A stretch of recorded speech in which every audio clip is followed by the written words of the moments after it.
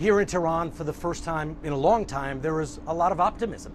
Both the government and people that we are speaking to here are pinning their hopes that the United States and Iran will reach an agreement on Iran's nuclear program. And both the government and Iranians hope that if an agreement is reached, and there are more talks scheduled on Saturday in Oman, that it could lead to the lifting of sanctions, allowing Iranians to engage economically with the rest of the world, which is something that people here desperately want. It is virtually impossible to do business with Iran right now.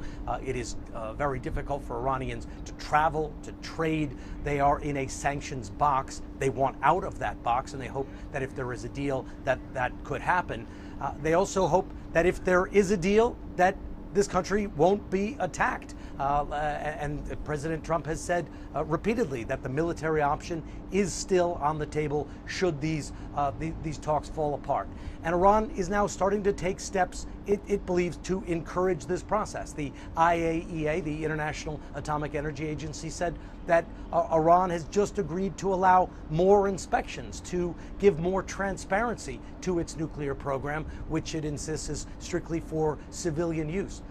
We went to Iran's parliament. We met with a ranking member of the National Security Committee. He said that Iran doesn't want a nuclear weapon, is open to inspections, is open to proving to the world that it is not trying to build a bomb, doesn't want to build a bomb. But he said a red line is that Iran wants to maintain a civilian nuclear program so that it can have nuclear power, can produce radioactive isotopes for medicine, and that is where the issue lies.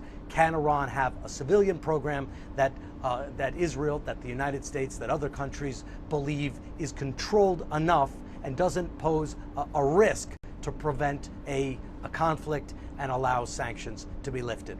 And here, right now, there is quite a bit of optimism that a deal could be reached. Negotiations are moving quite quickly, but because of this issue of enrichment, the deal could collapse. We will be watching very closely what happens in Oman for these latest talks on Saturday.